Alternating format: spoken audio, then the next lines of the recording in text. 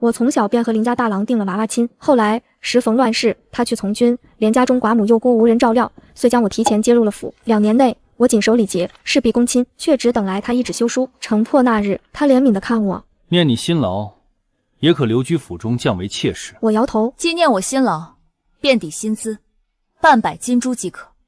靖春3月那一年，在北方牧羊的胡荣打了进来，直捣长安门户。高座上的献文帝吓白了脸，急慌慌弃置13城，卷了钱财宫妃，一路往南逃去。山河满目翳，胡荣王子率亲兵南进，幸而天降应杀神将军，牢牢扼住虎口关，才没让我们这些身后的百姓枉做了离乡的乱鬼。将军要守关隘，就不得不加固城墙，纳粮征兵。征军的消息甫一出，这条街上挤爆空了大半热血男郎，就连隔壁7岁的小童也抄起扁担跳在自家阿耶膝头，嚷着要去。那年我阿耶39岁，是走街串巷的戏法匠，也被这风气激热了眼，日夜难眠，是要将满腔碧血为国洒。自和林家大郎结伴从了戎，唯独放心不下我，还好有媒人提点。孟叔，你家姨婆死得早，崔家大郎也没了爹，一家孤女，一家寡母，反正也有娃娃亲，不如早些过了门，两家并为一家，彼此也有个照料。爹一合计，便将我匆匆过了门。走之前，杨柳之下，我对着郎君3拜：此去一别，生死遥渺，我会照顾好婆母幼孤，断让郎君无后顾之忧。也烦郎拉挟着父亲一二，他性子急，又易冲动，在战场上不见得是好事。此刻，少年郎君着玄衣净袍，眉眼细长，铁骨柔情，自我面前站定，抬手轻轻抚过我的发。倘我此去无归，我如流接过他的话：我既已嫁与你为妻，如你无归，我自会为你寡居3年，将婆母小妹当从娘亲幼妹一般照料。娘子高义。为阿耶饯行时，他那张枣红面的脸裂开风霜侵袭的痕迹，拉住我的手，半天不松开。杏儿，你自小体弱，和帮的姑娘都不大一样，偏爱好些诗文读字，如今骤然嫁人，操持家务，爹实在怕，你可怨爹？我摇摇头，轻声且坚定：家国有难，岂能做事？儿只恨生的是个女儿身，不能随阿爹一块前去。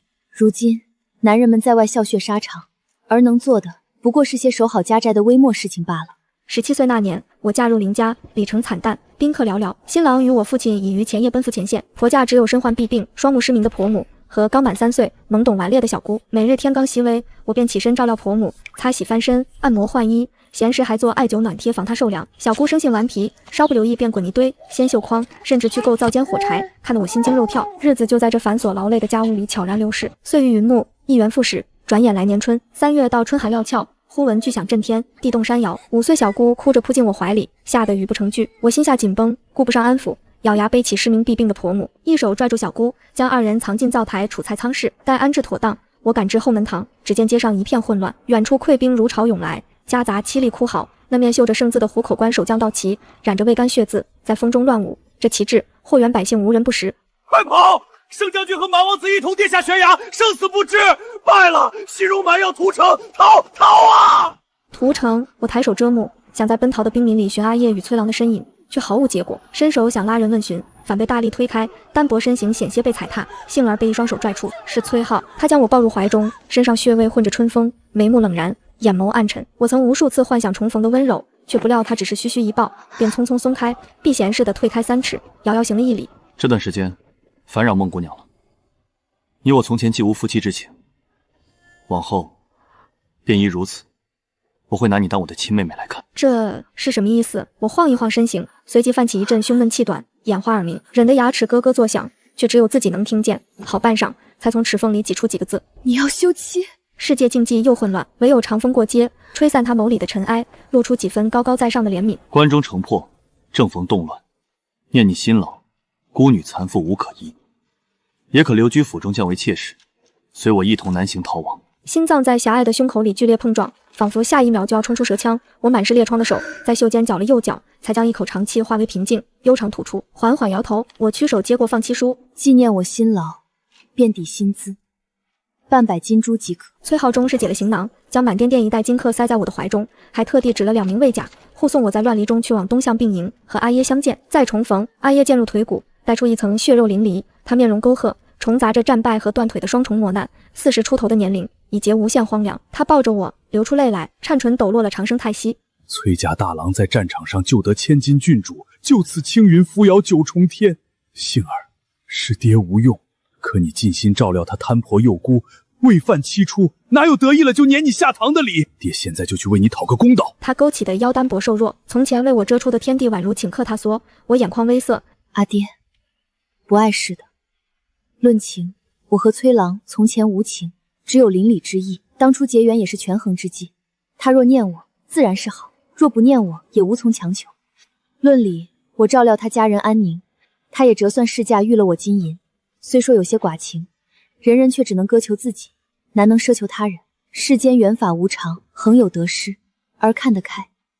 只怪你父无能，没在战场上挣出半分军功，让他看轻薄待了你，怎么就败了呢？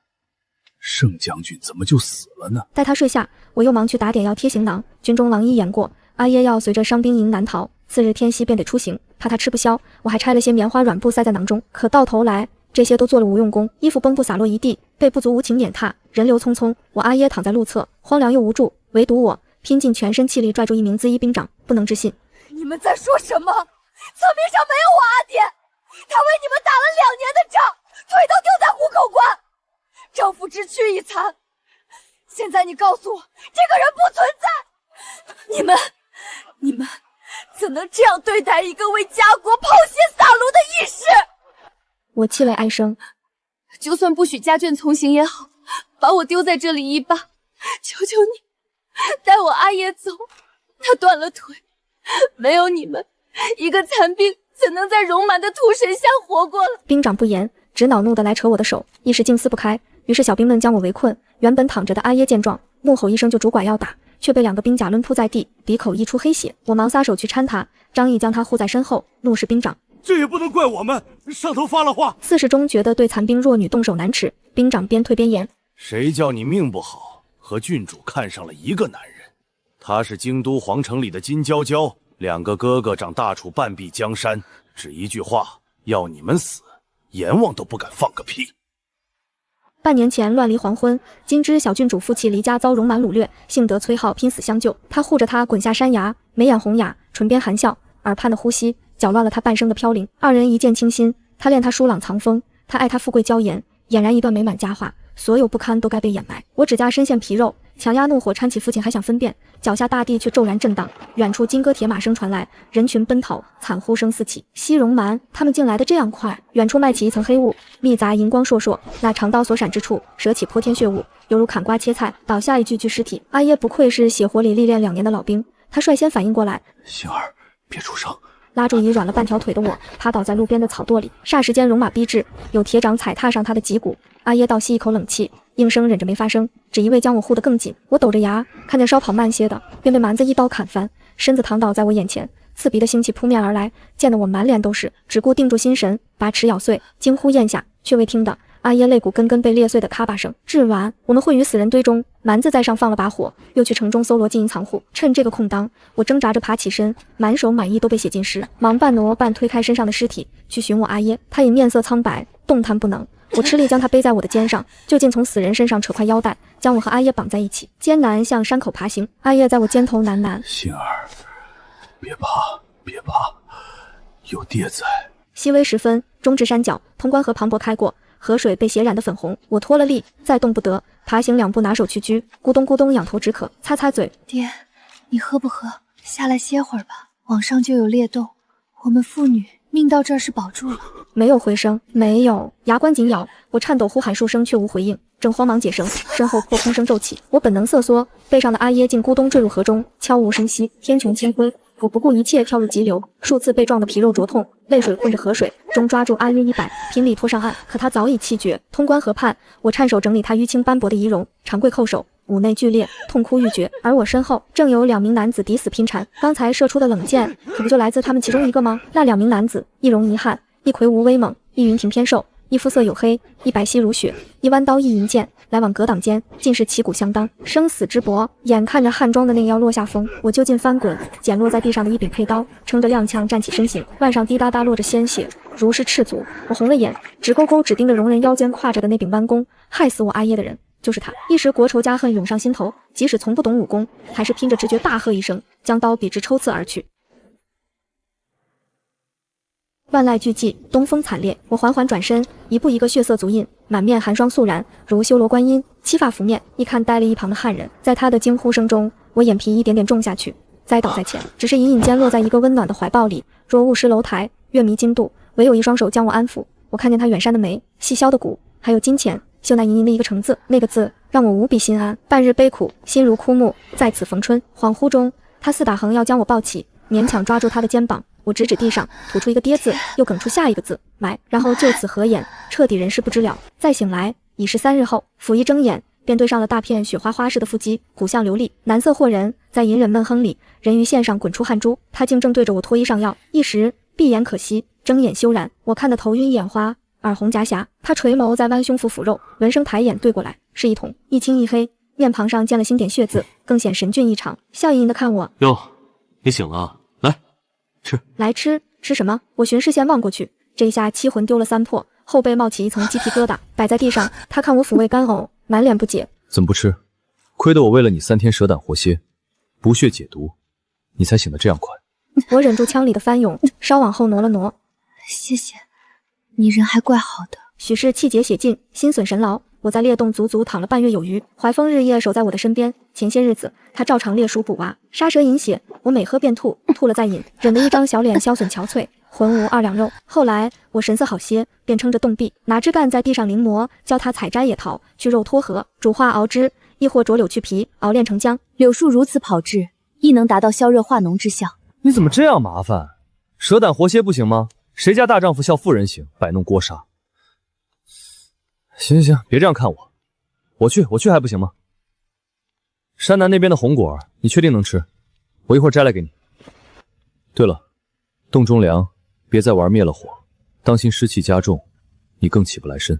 知道了，怀大人。我冲他勾唇遐笑，冷不丁四目相对，他微红了脸，转过身去，同手同脚的走了。山上桃源，山下地狱，仿佛大梦一场。我不敢再回味那日的惨烈，只袖手埋头为他缝制一件护膝。往日他虽不说，但从行动举止间也能推测一二。他腿有旧伤，贴近膝弯那侧，我则过兔子毛细细为他添了一层绒，这样早春穿来应该会舒服许多。怀风到底没同我谈过他的来历，但某日他换衣缠绕绷带时，我在他血衣上又见了那方小小的银色绣字圣，心中有所猜测，最终还是没问出口。对这个守护关内百姓2年有余的将军，我下意识的交付全部信任。积翠山上常年有猎人毛动，地形险峻，马匹难越，非本地人不可知。霍元能活下来的乡民，几乎全都逃在了山上，吃山喝水，自足丰衣，一时静安。偶有新来的，大家便聚在一起，听他讲关于外面的消息。13城已失，蛮人入主，皇帝偏安东南，豪强割据凉州。戎蛮6王子领兵烧了霍元，家不在家，国已不佳。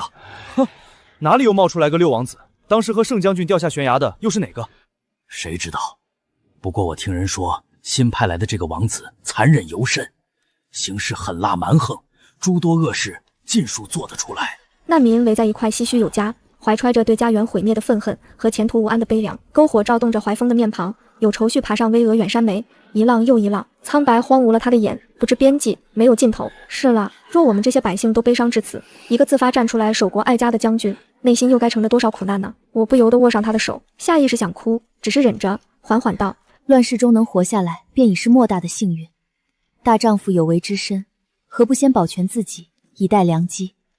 总有冤妃逆天，救世济民的那天。闻言，他似有所吃悟，于口中复述咀嚼2遍，也回握住我的手，郑重道：我省得的。近来怀风常朝露出门，晚霞而归，回来时持一截树枝在地上勾勾涂涂，粗略一看，竟是关中山脉图略。我只当他要勘察地形，以待日后，是以并不去打扰。直到某日见他没所苦恼，对2条河道的走向犹疑不决，于是凑近几分，也捡起一脉枯枝，在地上描摹指出。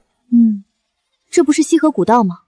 约莫已废了300年有余吧，是前朝皇帝开渠所修的。据说当日竟挖开了秦岭山脉，所言若为真的话，大抵废道就在这片吧。他眸里燃起星星火焰，激动到哑了声嗓。杏儿，你说的可是真的？你知不知道挖开此山代表着什么？若真有这条古道，蛮人入主也好，东南反击也罢，均可省1半功夫，来去无踪，神鬼不绝，对战略有多重要？我细细从脑海厘清，被他感染的肃然。是真的，前朝关中山脉博物志和水晶新著都有相关描载，只是随着先皇文字狱的清晓，这些书都被搜罗焚烧了。我阿爹卖艺讨生时，曾救过一白发老儒，临死前，他托我父女将此书珍藏，我看过许多遍，不会记错。那晚，他央缠着我同他讲了一宿。天熹微时，我已困得撑不住，靠在他的肩头酣然入睡。唯余他阴哑的声色响起：“杏娘啊，杏娘，你到底还有多少惊喜，多少经验，留于我不知呢？”我伤势大好时已是3月后，彼时积翠山上裂洞已满，来往逃荒的难民数量众多，以致占住了山间主道。人一多，混乱就多。见有几名习武拳脚的汉子拉帮结派，占山为王，大发黑心国难财。于山上发明了户丁税，于山下讨要过路荒者买命财，稍有不从的，一刀捅死也便了事。奸淫杀孽甚于蛮子。这几日，怀风摸去探查西河古道，洞里仅余我一人。傍晚时分，我正搭锅熬煮红薯藤汤，只闻得门外叫嚷别乱。下一刻，怀风简易搭造的木质门档便被推开，为首的虬髯壮汉连眉自危，身后还拥了2、3马仔，拿手来抬我的下颌。小娘子，你和你老汉的人口税还没交呢，交不起也没事儿，娘子莫怕，用别的方式来偿，哥几个也愿意的很。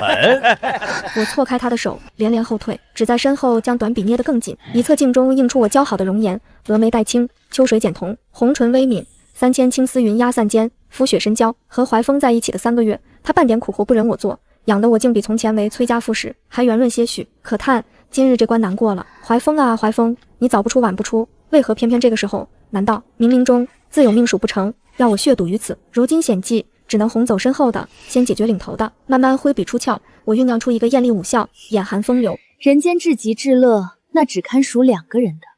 大人莫不成还有旁人偷看的癖好？不如……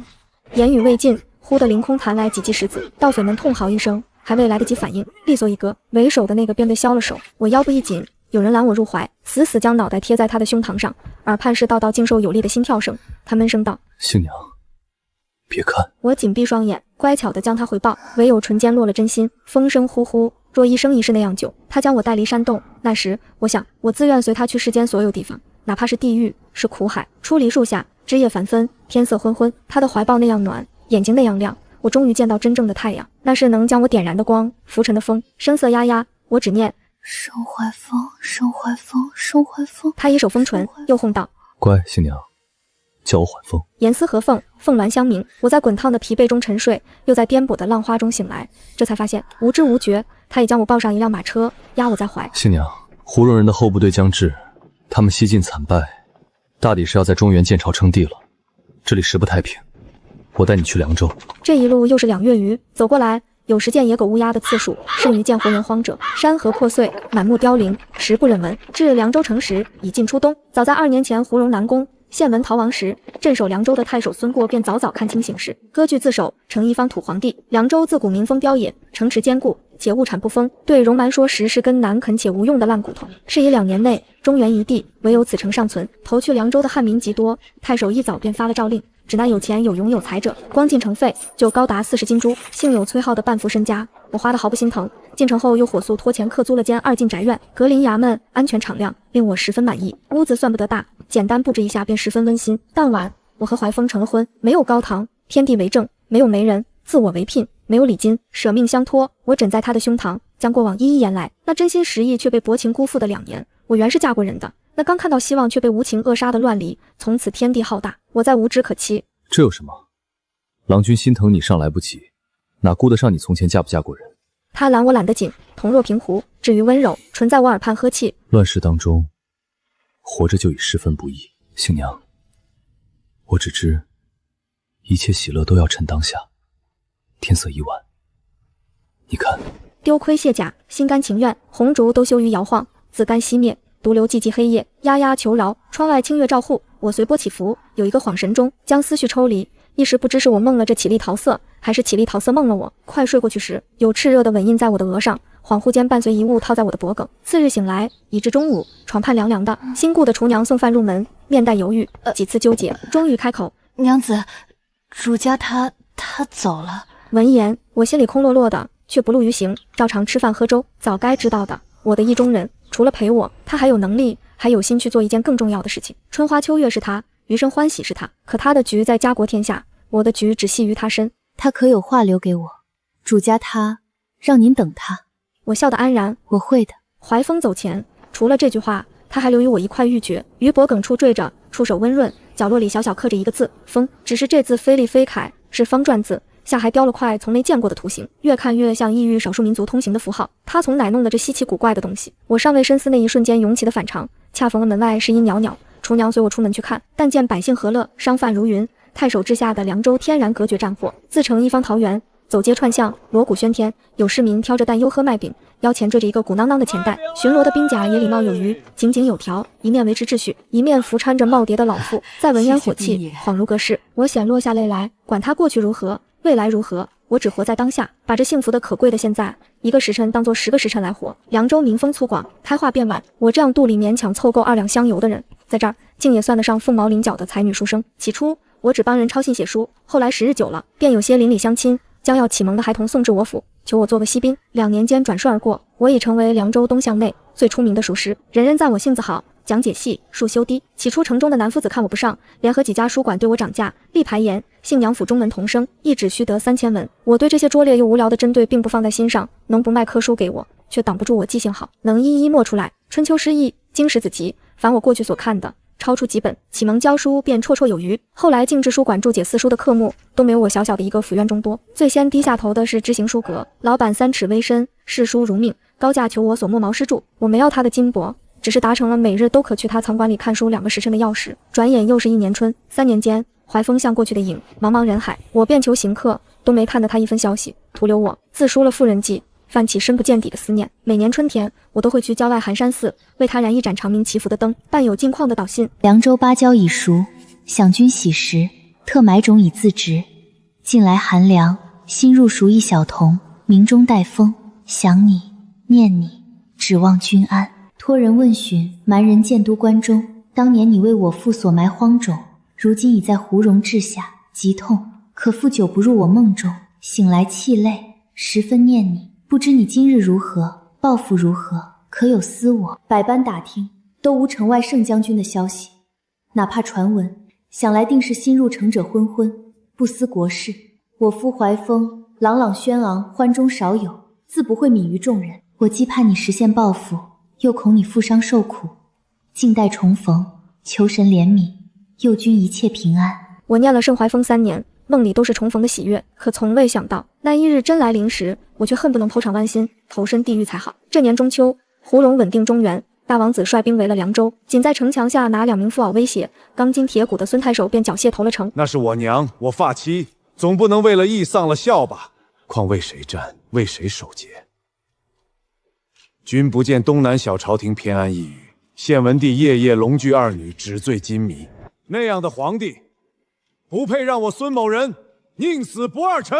仅3天，8月18，凉州城开，百姓跪迎于街道，有不愿降服的小部分从后门逃亡，大部分被太守投入了牢狱。我原也是要走的，只是思及和怀风的约定，倒不得咬牙假服。毕竟招安令上，王子承诺若和平投降，绝不伤城中一草一木一花一岭。那日微风正好，我将满腔不甘压于胸膛，却见一紫金朱纹皂靴映入眼帘，抬头去看，平眉远山，一瞳碎光，红的唇，冷的河，长的发，压过堆林沙路后的锋锐，展露出一池春水秋雨。盛怀风，是他？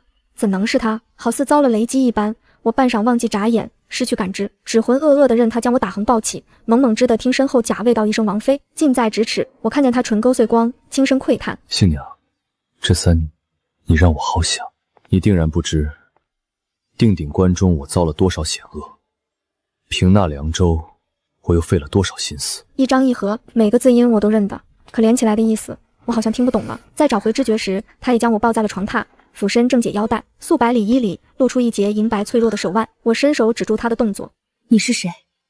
你的郎君，你的心肝，你的宝贝甜蜜劲儿。他依是那风流深情满诙谐的模样，却被我挡住，执拗地问：你到底是谁？顺着这暗停的动作，他反客为主，摸上我的脸，动作很轻，将我的脆弱扼杀在摇篮里，然后缓缓俯下身来，一点点靠近。他说：杏娘，你怎样都好，就是倔强了些，糊涂点不好吗？滚烫的呼吸洒在耳畔，明明是暧昧的火，我却犹如置身冰窟，一时既渴望又恐惧。他笑道：你这么想知道，我就告诉你，我还有一个名字，普六如那风。普六如，胡荣的王姓。4年前那场鏖战，怀风和盛景将军齐坠悬崖，他醒得早些，下意识便调换了2人的衣物。荣王有12子，他虽为长，却是汉妃所出，自幼又习汉儒文化，并不得宠。时逢多子争利，他胜算不佳，这场洛牙倒给他一个假死关火的机会，只是没料到盛将军命硬，也没死去。两人一路搏杀至通关河岸，他处下风，生死一线之际，18般武器便全用了出来。危乱中射了一箭，没中，反被盛景抢走了弯弓，本是必死局，却没想天命宠他，途中杀出来一个姑娘，姑娘文若清寒，目似冰冷，却也能拎起一柄弯刀，决绝狠辣。盛景不可能对弱女子下手，所以枉做了孤魂野鬼。可他却被姑娘的风华所引，浑身漫起一层层余颤。他的眼是秋水牢笼，似观音似罗刹，带着生死骇人的美。他的唇是胭脂是玫瑰，真想让人一寸寸碾碎。浑身每滴血每根骨都叫嚣着占有他，拥抱他的欲望。那一天，戎族王子对汉家杏娘一见钟情，我没有后退半分，右手被攥得很紧，有些疼，左手却已摸到了袖间的匕首上，脸色苍白如纸。你骗我！我骗你什么了？他在我唇畔勾情揉搓2下，好心情地展动眉眼。话说清楚了，杏娘，从头到尾我都没向你承认过我的身份，一切不过你的臆测而已。玉珏在脖颈晃动，我的心里长满哀伤，这个真相实在不能承受，想要将我割裂2半，唯有最后的理智将血淋淋反复品味。怪不得他不许我叫他盛怀风，怪不得他对2嫁之身并不惊诧，怪不得他送我的玉上雕刻容纹，太可怕了！造化如此弄人，双目失神，浑身战栗，脑袋痛得像被刀灼斧砍，无边无际永无止境的黑暗里，匕首出鞘3分，抵在他的脖颈。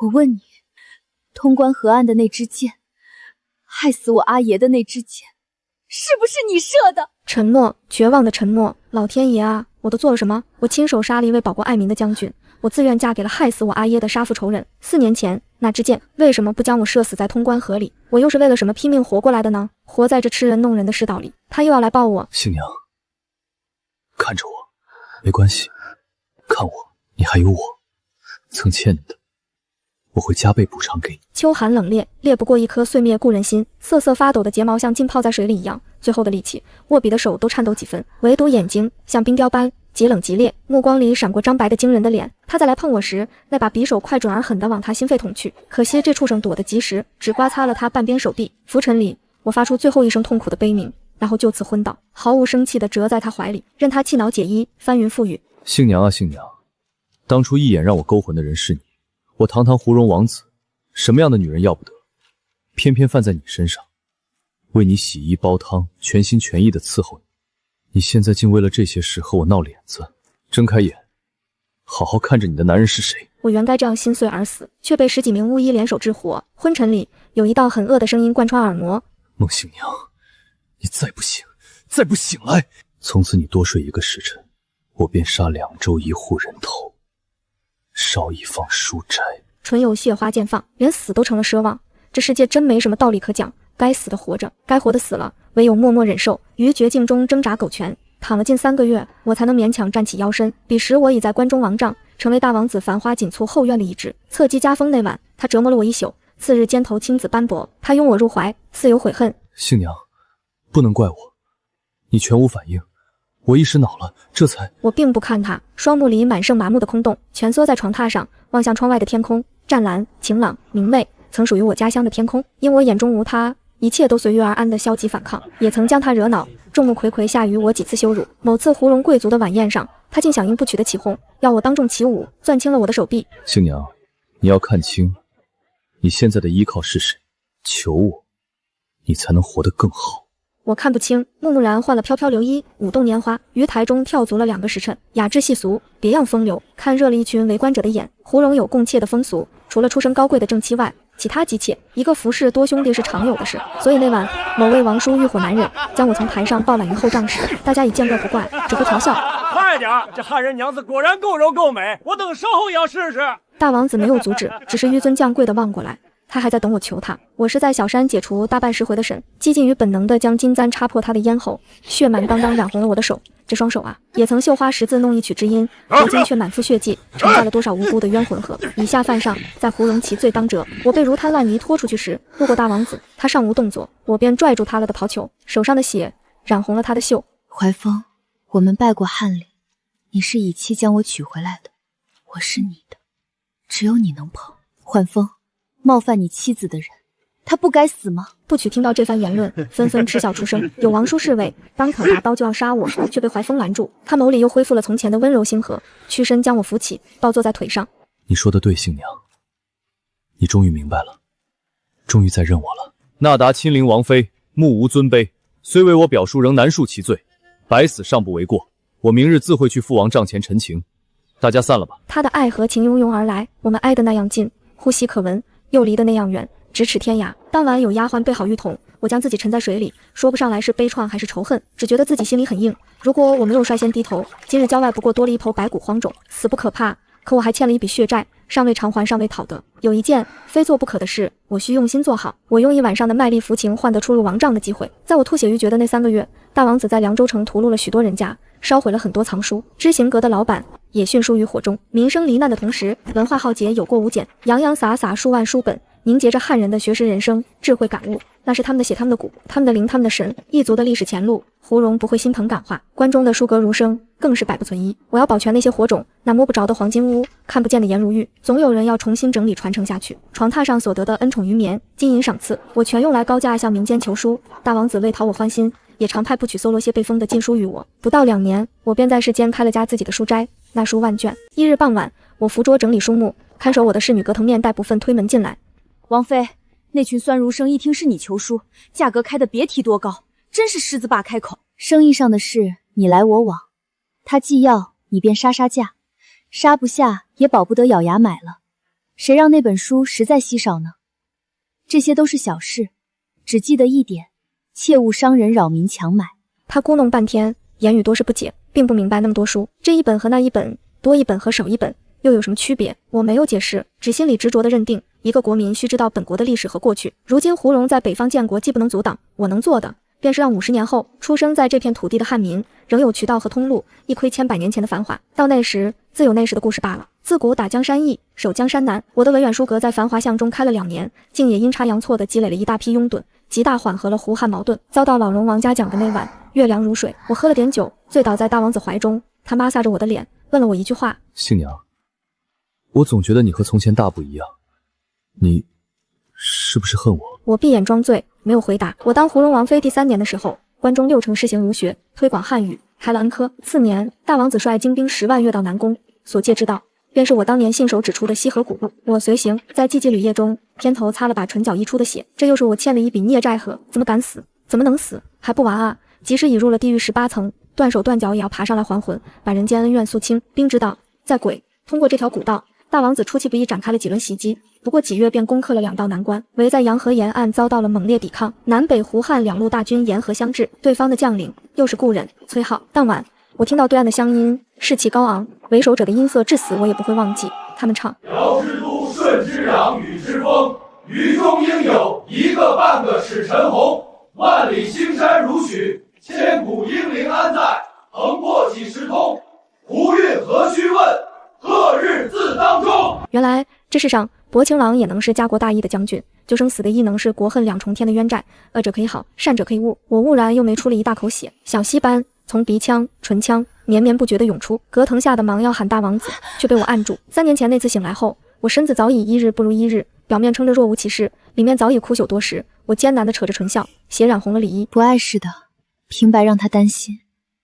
你放心，我不会死，现在绝不会死。尽管和对岸的汉人唱着胡人必解的歌，可真正败的却是他们。那一战，戎人以3万主队竭力攻城，用上了云梯铁冲，不仅全歼了死守的汉人，还活捉了他们的将军，只是代价也十分惨烈。3万最后仅余7000。面对这一切的罪魁崔浩，大王子自然十分气恼，恨不得将自古以来所有残酷的刑罚都在他身上轮个遍。时隔8年，我再遇故人，彼时我是高高在上的荣王妃，信手取衣，投壶乱掷。王子笑扶我的手，校准方向。就是这样，杏娘真聪明。他是滴到尘埃里的阶下囚，双臂双腿被节节打碎，唯有脊骨仍是硬的，被4个守卫强压在地上，人跪姿挺拔，稳如磐石。王子询问我：杏娘，你遍读书目，可有能让人生不如死的法子？他并不知我和堂下人的渊源，崔浩也没有看我，刻意避开了我的视线。我为大王子剥葡萄的手很稳，神色淡然。我听闻，若叫人生服铁块，此物坠于胃中，药食难容。管教他吃不能，吐不能，睡不能，动不能，求生无路，求死无门。闻言，王子的唇间勾出笑，很是开心。他没有注意到那一瞬，崔浩的神情裂开阵阵的伤怀惊愕，他用一种悲伤到澄澈的眼神来望我，然后撇开，再没言语。铁块是我亲手喂进他喉咙的，当时他腹下就坠出了血，先把五脏呕出。是夜，我卖力哄睡大王子后，徐徐起身，对镜描颜妆，华盛、簪钿、黛眉、唇脂，一丝不苟，容美绝艳。对镜笑时，宛若一只遗世海棠，明媚微然。可只有我知道，他注定枯萎在今晚。我去见了崔浩，彼时他正溢出痛苦的呻吟，面上是从未有过的狼狈。新娘，果然是你！你这样恨我，这些年你去哪里了？你知不知道我找你找了很久？娘和小台无时无刻不在念你。是吗？你真不知我去哪里了？你真不知你索取恶妇所做的一切？崔将军不愧是崔将军，这种田地还在奢望换回我对你从前的情谊。我阿爹死了，凭什么你们都活得好好的呢？不是，新娘，不是这样的。当日我娶郡主，全然是为了成我胸中抱负。世道这样乱，若高位上的只是那群尸位素餐者，黎民百姓，家国天下又当如何？为此负你，我十分不忍。次日我便回了。后来听闻霍元屠城，更是多日未眠。这8年来，我从未将你放下。尤其娘亲，她根本不认郡主。小台说此生也只认你一个嫂子。那毒妇竟然存了毒杀他们的心思。如今我已将她软禁，也是近日才知她对你从前做的恶事。新娘，是我对不住你。既对不住我，便把这碗饮了吧。我不再听他的忏悔，手中只端了一碗清清绿绿的浓汤，上还鼓着白色泡沫。什么？不是说要赎罪吗？这世上哪有轻飘飘道歉就被接过的道理？你想赎罪，至少要和我一般痛苦。好，我喝。沉默片刻，崔浩挺直了腰背，坐得端正，将那碗绿汤一饮而尽，颇为决绝地擦抹嘴角。新娘，欠你的，我还给你。可哪怕会死，我也要告诉你，此妻非良木。你可以恨我，可以不原谅我，可你是汉人，你不该委身容忍。话音未落，他便抚慰玉兔，冷观他的狼狈。我缓缓站起身形，嗤笑一声，便宜你了。我曾读苏沈良方，书中载：若误食铁物，包心炭皮盐为末，调和半碗，与之服，半日后其铁自下。那碗药不是毒杀他的，而是能救他命的。他所服的亦不是生铁，而是早已被我调包的狐蓉虎符。闻此，他目光阴切，下意识就要来抓我的手，满口姓娘的乱叫，却被我避开。其实我并不恨你，只是恼你，不是因你绝情休我，而是你们夫妻实在不该那样对我阿爷。可冤有头债有主，这孽细究也应不到你身上。崔浩，今晚我站在这儿，不是因为过往那些恩怨，而是因为你是一个救国的将军。如果你能应我2件事，我就放你走。愿闻其详。其一，我要让郡主得到应有的惩罚。其二，你要答应我，不管发生什么，不管有多大的困难，终你一生，你都要竭尽所能，不许胡蓉打过江南，还要反击北上，终有一招收复失地，让我阿爷宁死不做异乡魂。那晚我吐进了胸前最后一口热血。崔浩发下毒誓，他以余生应了我，将步兵图和西河古道的地形一块交予他，我亲手将他送出湖帐，看他的身影没入黑暗，长发勾描着沉默的永别。崔浩也曾要我一同逃亡，声音泛出破碎的哀求。我摇摇头，我走不了。还有比血债没有讨啊！我再回营帐已是2个时辰后，彼时大王子面无表情地坐在案后，地上鲜血淋漓，活活打死了2个说我钟会、帮我放风的甲兵。没关系，反正他们手上也染满了我同族的血，死在这里，死在今天，也算其所。回风，我无视狼藉，一步步淌过血河，来到他的身边，又唤起这个记忆中已经死去多时的名字。他不为松动，眸中痛苦又冷冽，只是将手划在我脖肩，然后一点点用力，满是失望。新娘，我对你还不算好吗？我的虎符在哪里？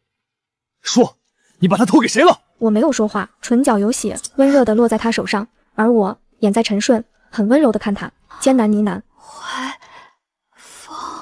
我快喘不过气来时，他撒开了手。那晚他是于寅时离开的，将我倒吊捆缚于房梁上，则我自省。而营中火是寅12刻吹过来的。这个刑罚的姿势令我眸中冲红了血，我却安然地合上双目，嘴角勾出一丝浅笑，解脱的，释然的。时间不多，火油只够撒在营帐中心，环绕大王子一圈，可亦足够了。我和他今晚就以这样的方式同赴黄泉吧。亏欠的、仇恨的、眷恋的、罪恶的，烧吧，把一切都烧干净。我算好了风向，算好了换防时间，算好了火势燎原，可唯独没有算到火光冲天时，怀风竟闯进来救我。他的发梢燃起火星，眼里倒映光影，不顾一切地冲进来，解开绳子，要带我逃离。我怔状地看着他，唇间又涌起千万次的叹息。为什么是你呢？瞪大双眸，不能置信。新娘，你可真心爱过我。我摸上了他的脸，将他抱得很紧。时隔多年，再一次真心的相拥，怀间藏着那枚破碎后又被不好的欲绝，爱不爱的都已过去了。没关系，反正今夜我们都将死于火海。火烧了一天一夜，隔江岸的汉人趁机打过来，